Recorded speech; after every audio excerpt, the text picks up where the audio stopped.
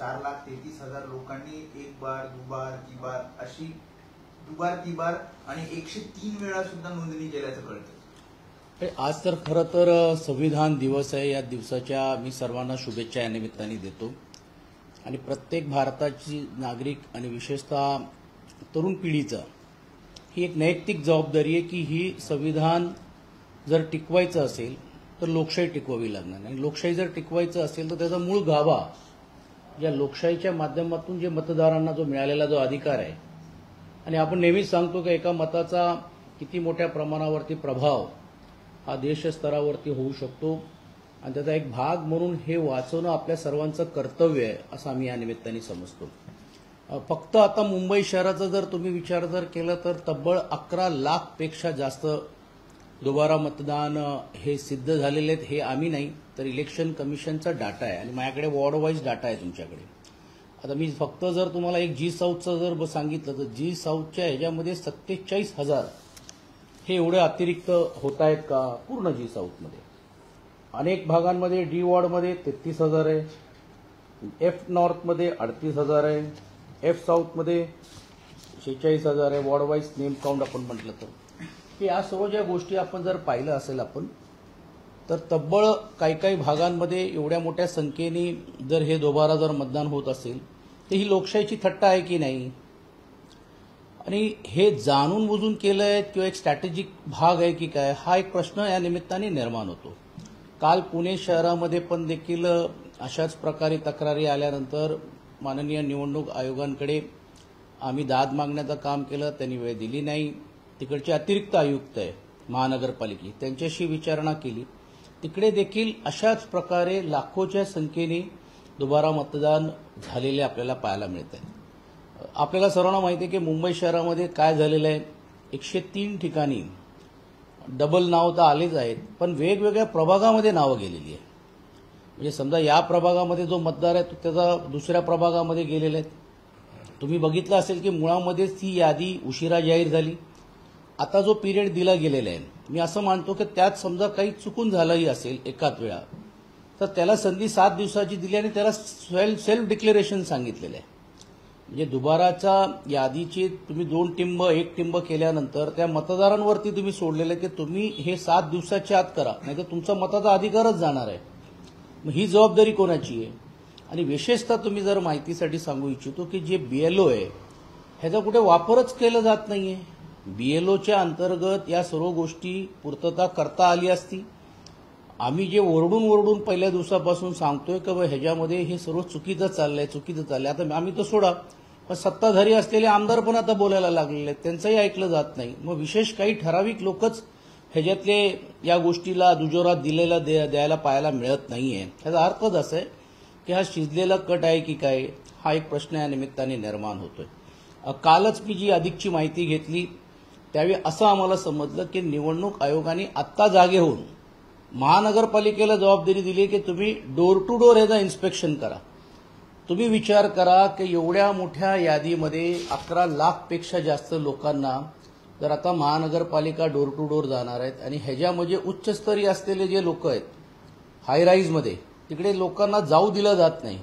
तिकडे फिजिकली तुम्ही कसे चेक करणार, काय चेक करणार आणि मग या सर्व गोष्टीची जी पूर्तता होणार आहे की नाही हा प्रश्न या निमित्ताने निर्माण होतो आणि म्हणून आमची जे वेगवेगळ्या मागणी आहेत त्यापैकी ही एक वेगळी मागणी वेगळी नाहीये, ही स्पष्ट भूमिका आहे। ह्याच्यात मोठ्या प्रमाणावरती गडबड चाललेली आहे हे वारंवार आम्ही सांगतोय। आजही आमचं ठाम मत आहे की या सर्व याद्या दुरुस्त केल्यानंतरच निवडणुका लावल्या पाहिजे। जर फेअर निवडणुका व्हायची असेल, पारदर्शकता जर निवडणुका व्हायचं असेल तर या सर्व गोष्टीची पूर्तता केलीच पाहिजे। नाहीतर तुम्ही मुळामध्येच एका बाजूला संविधान दिवस साजरा करतायत पण दुसरा संविधानाने दिलेला जो अधिकार आहे तो मताचा त्याला वंचित ठेवण्याचं काम जर आज तुम्ही करणार असाल तर मला असं वाटतं ही लोकशाहीची थट्टा आहे असं म्हणावं लागेल। 5 डिसेंबरपर्यंत मोहीम राबवली जाणार आहे वाटतं 5 डिसेंबर अजिबात नाही, कारण तुम्ही बघा 24 वॉर्डाला ही जबाबदारी दिलेली आहे आणि ज्याला आपण प्रत्येक वॉर्ड जे असिस्टंट कमिशनर आहे त्याला त्या लोकांनी ही रिटर्निंग ऑफिसरचा दर्जा टाईप देऊन त्यांच्यावरती ही जबाबदारी दिलेली आहे। आता त्यांचं काम वॉटर गटर मीटर हे सर्व केल्यानंतर त्यांनी हे काम करणं अपेक्षित आहे का नाही तुम्ही शासनाची मशिनरी याच्यामध्ये वापरू करता आले असती तर ह्या झालेल्या नाहीये. ज्या नगरपालिकाच्या निवडणुका झाल्या त्यामध्ये हे कुठेच पहिलं गेलेलं नाहीये. म्हणजे फक्त मुंबईचा जर एवढा मोठा आकडा असेल, माझं स्पष्ट मत आहे की पुणे पिंपरी चिंचवड यामध्ये हा आकडा याहीपेक्षा मोठ्या जाण्याची शक्यता नाकारता येणार नाही. आणि मग इतर जे महानगरपालिका आहेत, मग नाशिक असेल किंवा वेगवेगळ्या महानगरपालिका असेल, यामध्ये पण ही संख्या लाखोच्या घरामध्ये जाणार आहे असं आमचं स्पष्ट मत आहे. खरं तर ज्या पद्धतीची आकडेवारी समोर आली, विशेष करून वरळीमध्ये अगदी किशोरी पेडणेकरांच्या वॉर्डमध्ये आपण बघितलं तर 8,000 अधिक मतदार दुबार आहेत. स्नेहल आपेकरांच्या 198 प्रभागामध्ये सुद्धा 7,000हून अधिक मतदार आहेत. आशिष चेंबूरकर यांच्याकडे 7,000 आहे. कुठेतरी जाणीवपूर्वक शिवसेनेचे नगरसेवक असणाऱ्या भागांमध्ये हो, स्वाभाविक आहे आणि हे ठरलेलं आहे. तुम्ही बघा ना, प्रत्येक वॉर्ड वाईज जर माझ्याकडे आकडे आहेत की आपण जिकडे जिकडे आहेत तिकडे आपण बघितलं असेल, आणि जिकडे शिंदे गटाचे माजी नगरसेवक असलेले आहेत त्यांच्या एका प्रभागामध्ये दुबार आहे. पण बाकीच्या ह्याच्यामध्ये तुम्ही जर सर्व बघितलं असेल की सर्व आमचे ज्या वॉर्डामध्ये माननीय आदित्य ठाकरेंना लीड मिळालेली आहे अशाच वॉर्डांना ठरून हे मतदार दुबारा हे आपल्याला पाहायला मिळत आहेत. आम्ही आमचं मतदार यादीचं वाचन सुरू केलेलं शाखेशाखेनी आहे. त्याच्यातल्या मोठ्या ज्या उणिवा आहेत त्या सर्व नजरेत आणून देण्याचं काम केलेलं आहे. आमचे पक्षाचे सचिव सूरज चव्हाण असतील आणि स्वतः आदित्यजींनी पण शाखेशाखेने जाऊन या सर्व गोष्टीची माहिती दिलेली आहे आणि आमचे कार्यकर्ते करतात. पण ही जबाबदारी फक्त आमची नाहीये, निवडणूक आयोगाची पण ही जबाबदारी आहे. आणि म्हणून आम्ही वारंवार तक्रार करून पण त्याची दखल का घेतली गेली नाही हा मूलभूत प्रश्न या निमित्ताने निर्माण होतो. आणि म्हणून ह्याची दाद परत एकदा आम्ही मागावं लागेल किंवा आपल्या माध्यमातून लोकांच्या जनतेसमोर जावं लागेल. अनेक ठिकाणी अशी परिस्थिती आहे की म्हणजे जसं किशोरी पेडणेकर असू दे, सुनील शिंदे असू दे, शिवसेनेचे अनेक नेते जे आहेत, प्रवक्ते आहेत, महापौर आहेत स्वतः, त्यांचं दुबार मतदार म्हणून नाव आहे. तेच म्हणतोय ना मी, म्हणून बोललो की बाबा जर अशा प्रकारे जर होत असेल तर मग हे कशा प्रकारे झालेले आहेत. आणि काल मी एक ज्येष्ठ पत्रकार पण माझ्याबरोबर भेटले होते, ते बोलले ते काय काय इनोसेन्स पण असतात मतदार ज्यांना माहीत नाही की समजा मी पुण्यावरून इकडे शिफ्ट झालो तर तिकडे मला असं वाटतं की ते तिकडे तर ऑलरेडी कॅन्सल झालेलं आहे. आणि तुम्ही लक्षात घ्या 8-10 वर्ष अगोदर निवडणूक आयोगाने एक सॉफ्टवेअर तयार केला होता की ज्या सॉफ्टवेअरमध्ये अशी डबल नावं आली तर ते नावं आपोआप वगळते जातील असं त्यांनी सांगितलं की ज्यामध्ये नावाचा वडिलांचं नाव सर्वांचं नाव सेम असेल तो सॉफ्टवेअरचं काय झालं माहितीच नाही. मग हे जर त्यावेळी जर झाला असता तर आज ही वेळ आली नसती. लोकसभेच्या इलेक्शनमध्ये तुम्हाला अल्पसंख्याक मतं भरपूर प्रमाणात मिळाली होती, मग ते मुंबई असो किंवा महाराष्ट्रात असो. इम्तियाज जलील खासदार असं म्हणतात की एकंदरीत जर अशा प्रकारे मुस्लिम मतं शिवसेनेला मिळाली आहेत तर इम्तियाज जलीलांचं वक्तव्य आहे की शिवसेनेला मदत करणारा मुस्लिम बाबरी विध्वंसाचा समर्थक मानला जाईल असं त्यांचं वक्तव्य झालं. जलील काय बोलतायत ते आम्हाला माहीत नाही, कारण काय होतं अशा ज्यावेळी निवडणूक ज्यावेळी पुढे येत असतात त्यावेळी अशा या सर्व गोष्टी जाणून बुजून पुढे आणले जातात. मला असं वाटतं आता त्यांना नवीन जबाबदारी दिलेली आहे कुठच्या पक्षाने मला माहीत नाही, पण या सर्व मुद्द्याच्या वरती मुस्लिम समाज विचार करायला तयार आहे. माझी त्यांना विनंती आहे की तुम्ही त्यांचे संशोधक होऊ नका, तुम्ही त्यांचे प्रवक्ते होऊ नका, तो समाजाने ठरू द्या ना कोण योग्य आहे कोण अयोग्य आहे, कुठची गोष्ट काय झाली, इतिहासामध्ये काय झालं, आता भविष्यामध्ये आपल्याला काय करायचं. आणि तुम्ही बघितलं असेल की ज्या ज्या निवडणुकीमध्ये जात धर्माच्या पलीकडे जाऊन पक्षाला आणि विशेषतः महाविकास आघाडीला मतदान मिळालेलं आहे. आणि म्हणून मला असं वाटतं त्याचा आपण स्वीकार केलं पाहिजे, त्याचा सन्मान केलं पाहिजे. आणि तो सन्मान करण्याचं काम त्या त्या स्तरावरती आणि घटकाच्या बद्दल त्यांचे विकास कामं करून आम्ही करतोय. राज ठाकरेंनी आज सकाळी ट्विट केलं आहे मुंबई IIT नाव बॉम्बे IIT. म्हणजे बघा काय चाललंय काय, जे केंद्राचे मंत्री राज्यमंत्री येतात आणि ते सांगतात थँक्स गॉड, देवाचे आभार मानतात की तुम्ही हे झालं नाही. म्हणजे किती केवळवाणी आणि विशेषतः किती द्वेष या एका शब्दावरती ह्या लोकांच्या मनामध्ये. तुम्ही विचार करा की जर देशाचे मंत्रीच जर असे बोलायला लागले ह्याचा अर्थ दिल्लीमध्ये बसून रोज या मुंबई आणि महाराष्ट्राच्या बद्दल काय कटकारस्थान ठरत असेल, किती द्वेष त्यांच्या मनामध्ये आहेत हे त्यांच्या वक्तृत्वातून दिसत आहेत. आपले मामा अरुण गवळी यांची कन्या आणि त्यांची बहिणी दोघांमध्ये जुटलेली पाहायला मिळते. दोघींनी भविष्यामध्ये उमेदवारी संदर्भात भावना व्यक्त केली आहे. तो त्यांचा अंतर्गत विषय, काय पक्षाशी काही संबंध नाही. सर, गुलाबराव पाटील असं म्हणाले आहेत की नगरविकास खातं हे अत्यंत श्रीमंत आहे, खूप पैसा आहे, 1 तारखेला बाहेर झोपा, घराबाहेर लक्ष्मी येईल, 2 तारखेला मतदान आहे. मग राज्यभरामध्ये तुम्ही जर बघितलं असेल की 2 दादांमध्ये काय चाललेलं आहे आणि कशा प्रकारे स्पर्धा चालली आहेत. मी आता तिकडनं लोणावळ्याला प्रचाराला जाणार आहे. तिकडे तर कोण कोणाला बहीण मानतोय, मावशी मानतोय आणि एकमेकांच्या अंगावर जाण्याचे एवढंच राहिलेले आहेत. म्हणजे सत्ताधारी महायुतीमधली लोक टोकाची भूमिका घेत आहेत. हेच सांगतायत की माझ्याकडे पैसा आहे, तिजोरी आहेत, दुसरा सांगतोय की तिजोरीचे मालक आम्ही आहोत. म्हणजे राज्यामध्ये मुख्यमंत्री आणि उपमुख्यमंत्र्यांमध्ये जी चुरस विशेषतः पुणे जिल्ह्यामध्ये तुम्हाला पाहायला मिळत आहे 2 दादांच्या वादामुळे लोकांमध्ये संभ्रम निर्माण होत आणि म्हणून हे बळ गुलाबराव पाटील सारखे असतील, उदय सामंत सारखे असतील किंवा दादा भुसे सारखे असतील, हे आणि विशेषतः राज्याचे उपमुख्यमंत्री असतील, ह्यांना हे बोलावं लागतोय, करावं लागतोय. आणि तुम्ही बघा वेगवेगळी भूमिका घेतली जात आहेत. कालच एका इंटरव्ह्यूमध्ये मी पाहिलं की उपमुख्यमंत्र्यांनी सांगितलं की आता आम्ही तोडाफोडीचं राजकारण बंद करणार आहोत. म्हणजे याचा अर्थ हे चालत होता. आणि ते ज्यावेळी बोलत होते त्यावेळी त्यांच्या विमानातून लँड होतानाच दुसरा प्रवेश त्यांच्या भारतीय जनता पार्टीने घेण्याचं काम केलं. म्हणजे याचा अर्थ तसा आहे की काही अलबेल चाललेला नाहीये. अंतर्गत खूप काही गोष्टी चाललेल्या आहेत.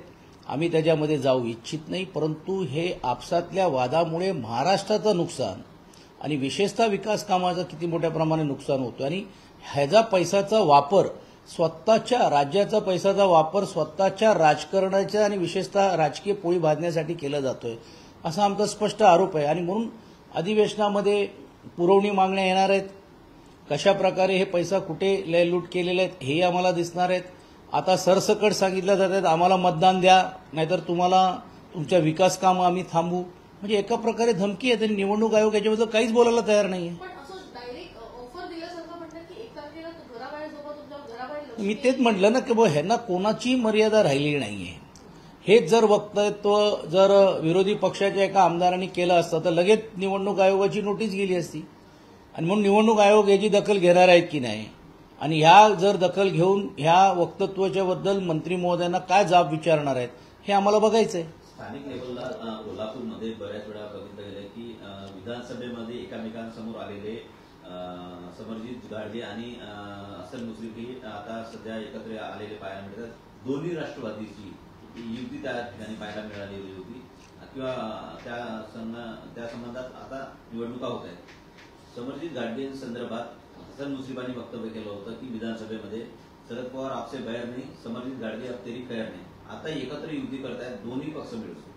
बघा ही व्यक्तियुती आहे की दोन्ही पक्षाचे झेंडे चिन्ह लावलेले आहेत हे आम्हाला माहिती आहे. परंतु असे प्रस्ताव आमच्या समोर पण आलेत. पण आम्ही सर्व फेटाळून लावून पक्षप्रमुखांची आमची स्पष्ट भूमिका होती की एकाच नगर परिषदा पंचायत समिती आम्ही हारलो तरी चालू.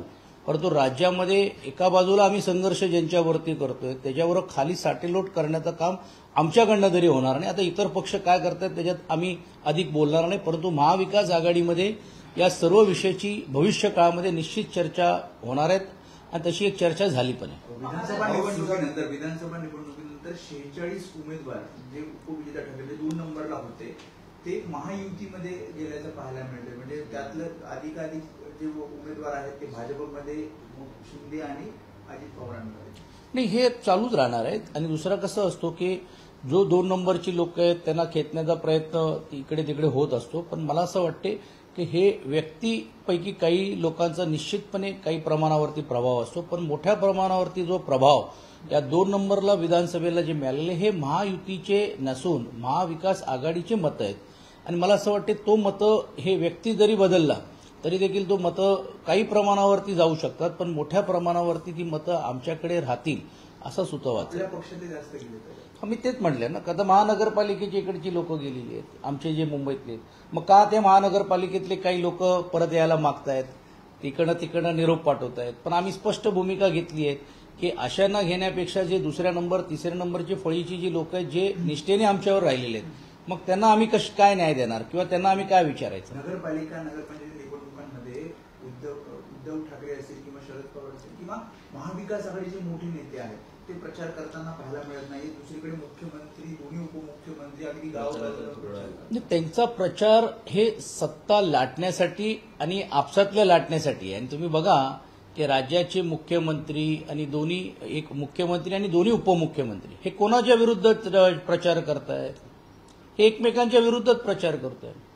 आणि आम्ही बघायची भूमिका घेतली याचा अर्थ असा नाही, कारण स्थानिक ज्या काही नगरपालिका ज्या असतात त्या त्या कार्यकर्त्यांचे असतात, त्या नेत्यांचे असतात.